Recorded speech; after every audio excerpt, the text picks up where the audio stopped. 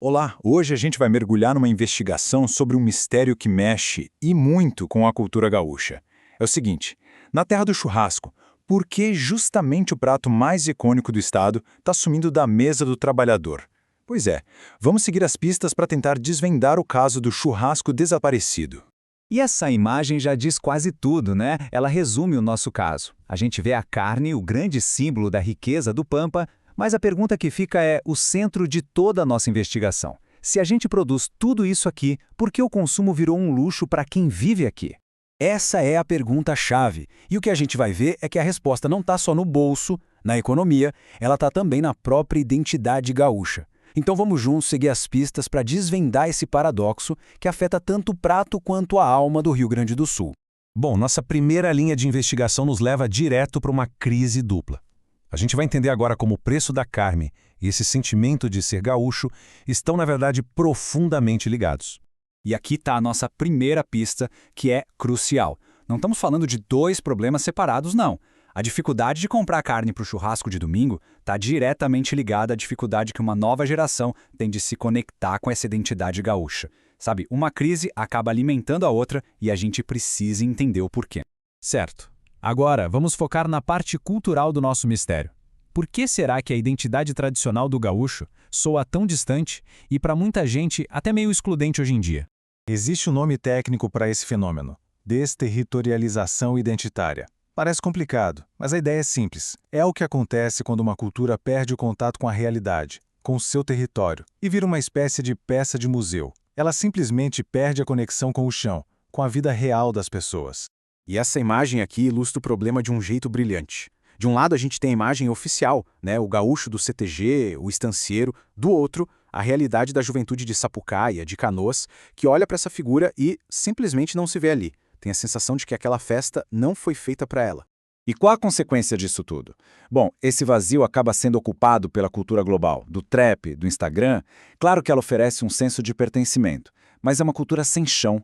Ela não ajuda ninguém a entender por que o bairro alaga ou por que, afinal, o preço da carne subiu tanto.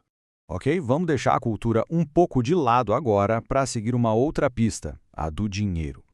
Nossa segunda grande pista é puramente econômica, e a pergunta é direta. Afinal, para quem o Rio Grande do Sul produz?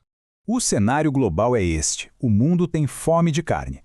Especialistas apontam que falta quase 1 milhão de toneladas para atender a demanda, e a produção gaúcha é parte importante da solução. Isso parece uma ótima oportunidade de negócio, certo? A questão é, oportunidade para quem? A resposta está nesse número, 70%. É isso mesmo que está na tela. Essa é a fatia da carne bovina gaúcha que vai direto como exportação para um único país, a China. Não é um erro. 7 de cada 10 quilos de carne produzida aqui vão parar lá.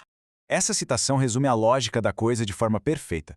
O foco não é garantir o churrasco da família gaúcha no fim de semana. O foco é atender a demanda de um mercado que está do outro lado do mundo e com isso o Estado vai se tornando um grande armazém de proteína para exportação. E para a gente entender como essa mecânica funciona, o grande geógrafo Milton Santos nos deu um conceito perfeito: verticalidades. O que ele explica é que as ordens que organizam o nosso dia a dia, o nosso território, muitas vezes vêm de fora. Ou seja, a decisão que afeta o preço da carne no supermercado em Porto Alegre não é tomada aqui, mas a milhares de quilômetros de distância. Mas aí fica a pergunta, será que esse é o único caminho possível? Para a gente ter uma pista comparativa, vamos dar uma olhada do outro lado da fronteira e ver o que o nosso vizinho, o Uruguai, fez de diferente. E a diferença é gritante. Enquanto aqui a gente vê muitas vezes um discurso de orgulho regional tentando substituir direitos sociais, lá no Uruguai a identidade nacional foi construída em cima de pilares bem concretos. Um estado de bem-estar social, com saúde e educação públicas fortes. Lá, o sentimento de pertencer vem da cidadania, não só da bombacha. Certo, agora é hora da gente juntar todas as peças. A gente já viu a pista cultural da identidade perdida e a pista econômica do mercado global. Como é que tudo isso nos ajuda, enfim, a solucionar o caso do churrasco sumido? E aqui, o caso começa a se resolver. A solução não é uma nostalgia forçada por um passado que, na real, não é de todo mundo. A verdadeira conexão está no agora, no presente. Tanto o pequeno produtor quanto o jovem da periferia estão sendo desconectados da riqueza que o seu próprio território gera. E essa é a tese central de toda essa análise. Lutar pelo direito ao churrasco de domingo é algo que vai muito além do folclore. É uma questão de soberania alimentar. É sobre o direito de um povo decidir para quem a sua terra produz e de poder ter acesso ao alimento que ela gera. E a nossa investigação termina com a pergunta que, no fim das contas, é a que mais importa. A disputa pelo churrasco é, na verdade, uma disputa pelo futuro do território. Ele deve servir ao seu povo ou ao fluxo global de capitais. A resposta para isso vai definir não só o cardápio do próximo domingo, mas a própria identidade gaúcha das próximas gerações.